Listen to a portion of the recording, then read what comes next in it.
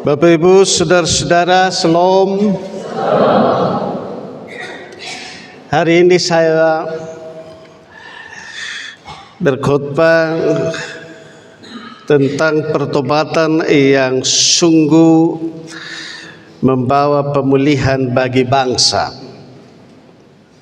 Dengan dasar bacaan Yunus 3 ayat 1 sampai 10. Yunus bin Amitai, bukan Yunus bin Soleman.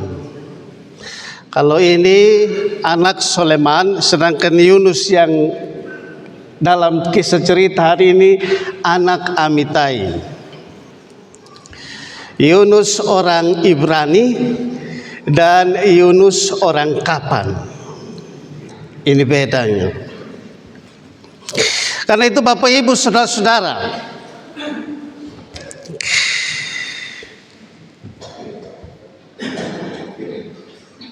berbicara tentang pertobatan itu bukan hal yang mudah. Sekalipun orang sering menggunakan kata pertobatan. Karena bertobat tidak sekedar ucapan di bibir, hanya menjadi obat penenang, kemudian jadi lagi. Bertobat sebenarnya sangat mendasar yang menuntut perubahan besar dalam hidup seseorang. Berbalik penuhnya, selengkapnya dalam kehidupannya, mengambil jalan baru, hidup baru, cara dan pola pikir yang baru. Itu baru namanya bertobat. Dan karena itu Bapak Ibu saudara-saudara, setiap orang mesti sadar bahwa kehidupannya bukan milik pribadinya, melainkan milik pihak lain. Kita semua ini adalah milik Tuhan. Dan kita adalah hamba-hamba, kita adalah anak-anak. Dan kita selalu hidup dari rancangannya dan juga harus selalu tunduk pada perintah-perintah Tuhan. Sehingga dengan demikian kita dinyatakan anak yang layak dan jauh dari kejahatan duniawi. Ada kata bijak yang mengatakan begini, mulutmu memuji Tuhan, namun hatimu penuh racun. Kau menangis angkat tangan saat beribadah, tetapi hanya jadi alasan terlihat suci, padahal orang lain terluka karena kelakuanmu. Lepas ibadah kau hafal ayat demi ayat, tetapi kasihmu perlahan-lahan mati. Lidahmu lebih tajam dari doamu. Kalimat-kalimat bijak ini sebenarnya memberi kesan kepada kita bahwa rancangan jahat tidak semata-mata orang jahat yang tidak kenal Tuhan, tetapi orang-orang beribadah, orang-orang bertuhan yang juga turut merancang kejahatan karena kepentingan. Sehingga dengan demikian Bapak Ibu saudara-saudara, mesti dilihat secara pribadi siapakah kita dalam persekutuan dan dalam pergumulan bersama dalam gereja Tuhan. Apakah kita ini selalu ada dalam pertobatan? Karena pertobatan adalah berbalik 360 derajat, berbalik penuh dan menjauhkan diri dari rancangan-rancangan jahat. terhadap sesama dan saudara.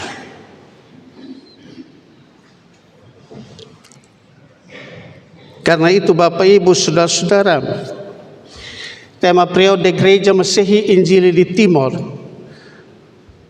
kalimat pertama, lakukanlah keadilan, cintailah ketaatan, dan seterusnya. Kalau begitu, bahwa ada perintah sebagai gemit berupaya untuk bisa menjalankan apa yang menjadi amanat kerasulan ataupun juga amanat visi dan misi gereja. Mestinya gemit melakukan perbuatan-perbuatan iman yang benar-benar menegakkan keadilan dalam hidup dan panggilan sebagai gereja, dan gereja yang adalah orang-orangnya, sehingga terluput dari mulutmu memuji Tuhan namun hatimu penuh racun, dan seterusnya. Bapak Ibu Saudara-saudara, bangsa kita sedang tidak baik-baik saja. Janjinya manis saat kampanye, terharu dan banyak orang menangis, termasuk juga ketika calon terharu dan menangis melihat kondisi kehidupan masyarakat. Tetapi kemudian berbalik, dan pada akhirnya yang terjadi adalah ketidakadilan dalam kehidupan dunia masyarakat. Terjadi penindasan dalam sistem yang diterapkan, dan kemudian menciptakan berbagai persoalan-persoalan di dalam pergumulan bangsa kita.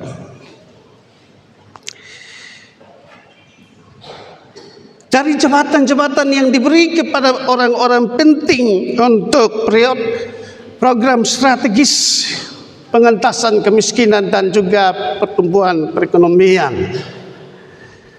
Lalu kemudian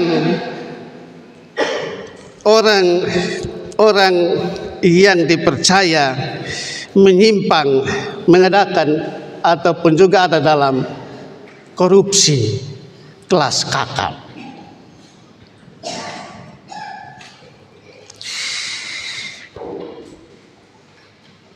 Dan karena itu Bapak Ibu Saudara-saudara, konteks kehidupan kenyataan sosial sekarang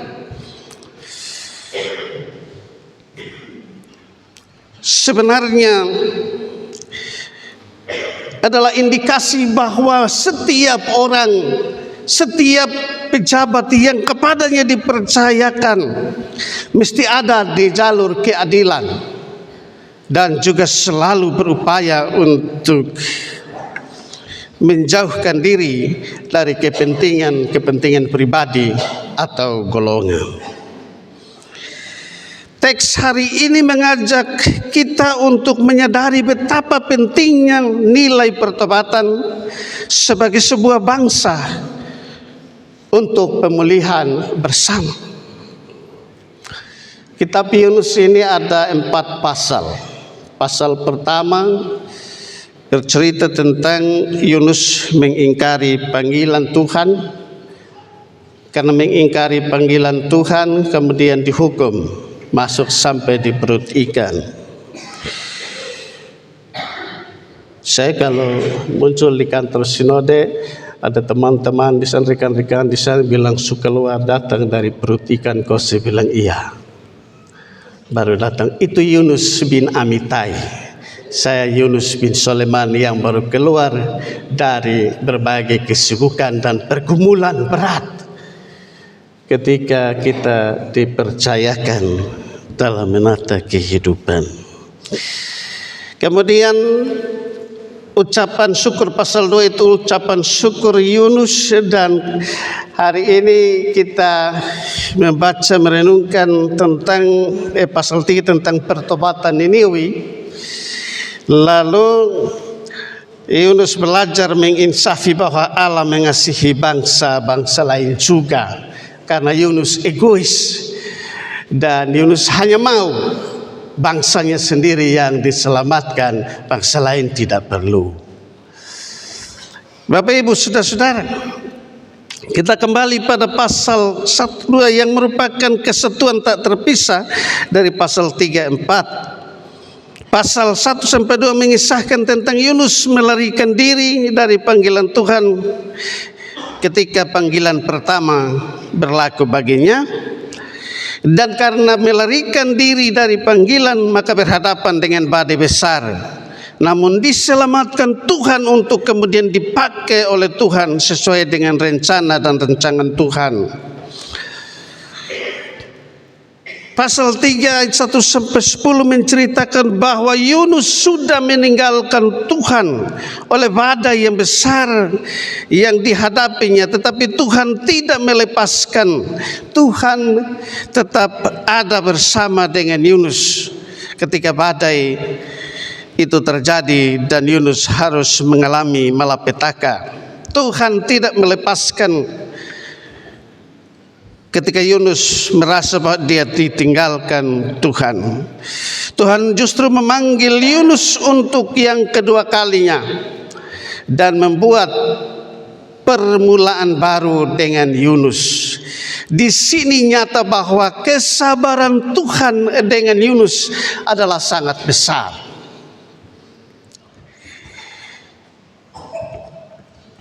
Kemudian ada perintah bagi Yunus dalam panggilan yang kedua. Bangunlah, pergilah ke Niniwi, kota besar itu, dengan tugas Kirya. Kirya ini kata Ibrani yang artinya pergi, mengumumkan atau memproklamasikan. Memproklamasikan, mengumumkan bahwa akan terjadi 40 hari kemudian malapetaka besar atau hukuman Tuhan murka Allah akan berlaku bagi Niniwe, kota besar itu. Seruan yang disampaikan melalui Yunus diharapkan agar bangsa Niniwe dapat berbalik atau bertobat. Ini merupakan seruan kenabian di tengah kehidupan bangsa yang sudah jauh meninggalkan kehendak Tuhan. Yunus sadar bahwa suara kenabiannya untuk menyampaikan maksud Allah mesti sampai kepada umat Allah, untuk menolong mereka berbalik dari kehidupan yang lama. Yang menarik di sini adalah respon penduduk Niniwe. Mereka tidak mengabaikan peringatan Tuhan yang diserukan atau yang disampaikan melalui Yunus. Mereka mendengarkan suara kenabian yang Yunus sampaikan. Maka mulai dari rakyat biasa hingga raja, semuanya merendahkan diri, semuanya bersepakat berpuasa, mengenakan kain kabung, dan berbalik dari jalan hidup mereka yang jahat. Raja Niniwi bahkan mengeluarkan seruan agar seluruh rakyat meninggalkan tingkah laku yang jahat dan kekerasan yang mereka lakukan. Tepat ayat 8. Secara lahiriah Bapak Ibu Saudara-saudara, mereka berpuasa dan berkabung. Secara batiniah mereka berbalik dari tingkah laku yang jahat dan percaya kepada Allah. Kota yang sebelumnya tidak mengenal Allah ternyata berbalik dari tingkah laku yang jahat dan percaya kepada Allah. Kota yang sebelumnya tidak mengenal Allah Allah ternyata membuat kebaikan bagi mereka. Kesadaran dari umat untuk mengubah penderitaan hidup mereka dalam kehidupan atau yang dihadapi sekian lama hidup.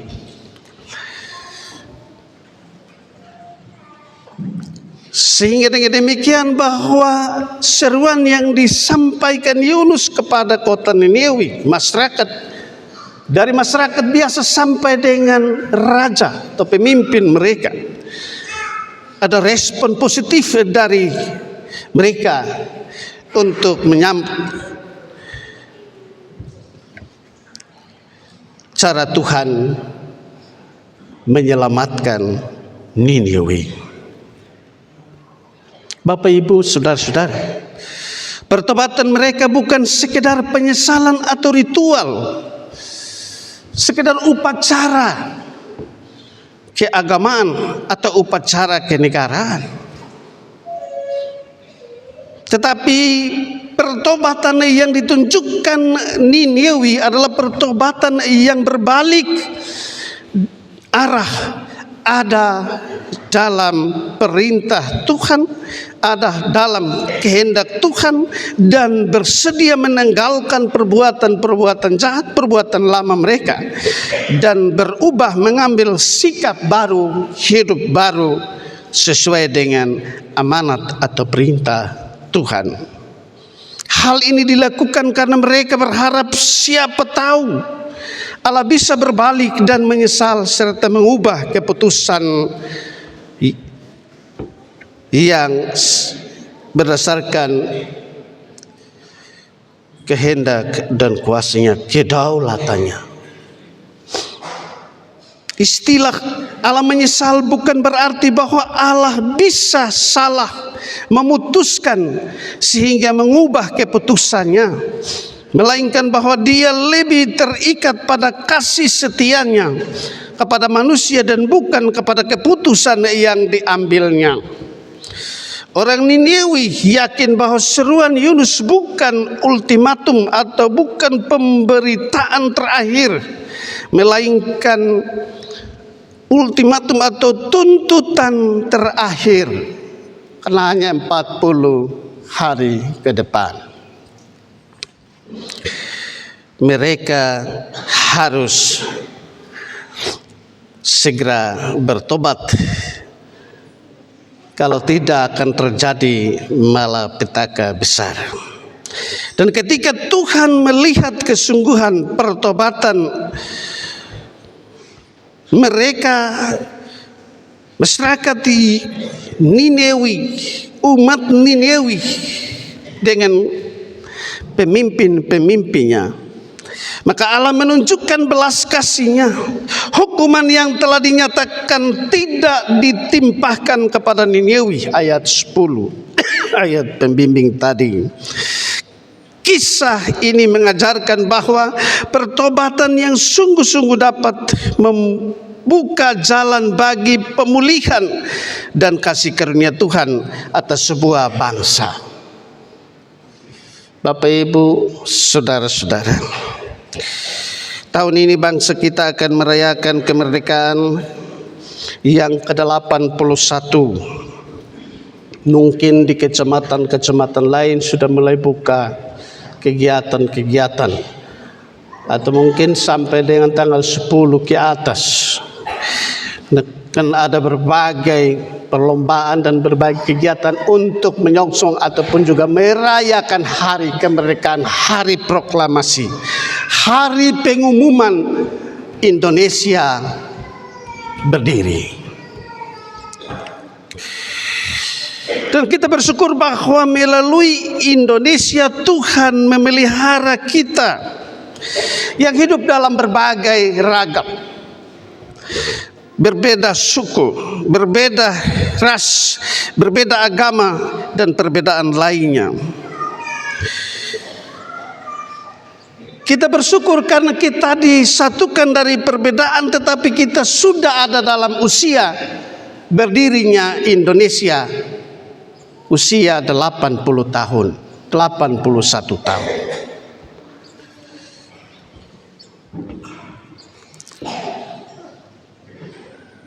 Bapak Ibu Saudara-saudara, sekalipun di 81 tahun kita jalani hidup sebagai bangsa ini, masih juga bergumul dengan persoalan seperti kemiskinan, ketidakadilan, diskriminasi.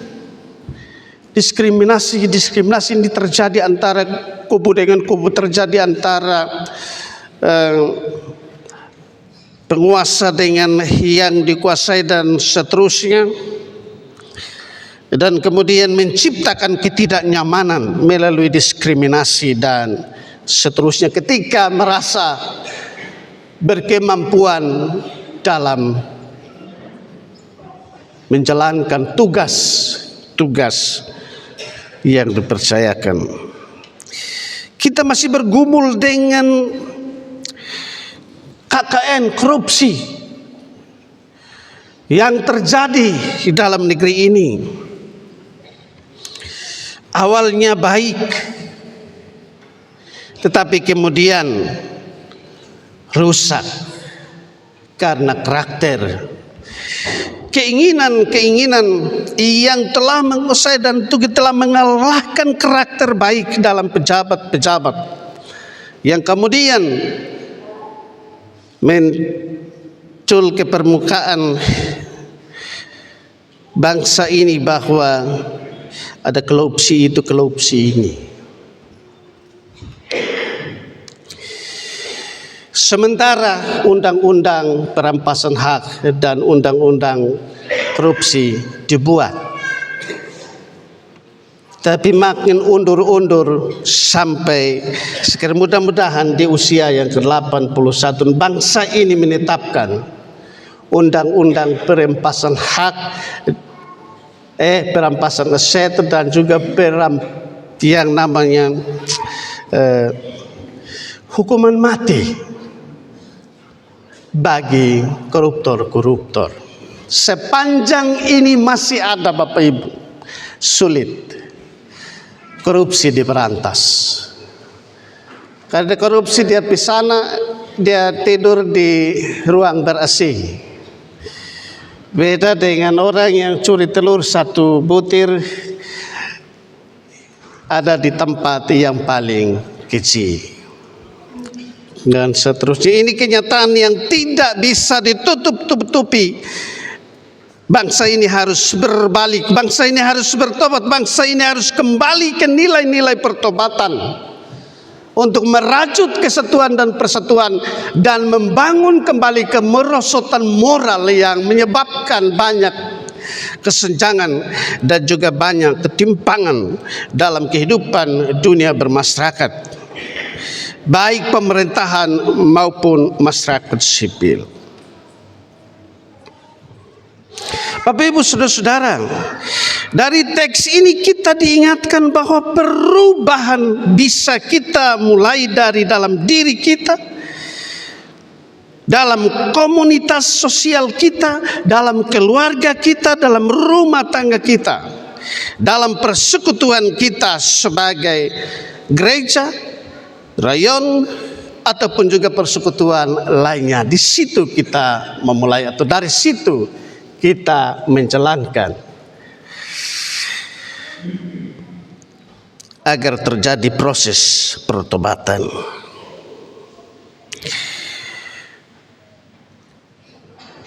Bangsa yang kuat dibangun oleh orang yang hidup dalam kejujuran. Bangsa yang kuat dibangun oleh orang-orang yang berkeadilan, dan keadilan mesti tetap dibela dan diperjuangkan. Kepedulian sosial antar satu dengan yang lain mesti ada dalam hidup mereka, orang-orang yang berbangsa yang disatukan dari kepelbagaian atau perbedaan. Dan mesti ada orang yang takut Tuhan dalam menjalankan perintah Tuhan, sehingga bangsa ini dapat mengalami pemulihan dalam pergumulan kehidupannya. Bangsa ini mesti mengalami pertobatan, meninggalkan praktik-praktik yang salah dan membangun suatu sistem kehidupan yang sesuai dengan nilai-nilai kebenaran dan keadilan. Dari kisah pertobatan ini kita belajar bahwa pertobatan dari pribadi-pribadi dapat mempengaruhi sebuah sistem yang akhirnya dapat membawa komunitas itu mengalami perubahan-perubahan dalam hidup dan dirinya. Kita boleh berefleksi dari keberanian Yunus bin Amittai memberitakan pertobatan dengan segala risiko, tetapi membawa pemulihan bagi bangsa itu. Bapak, Ibu, saudara-saudara,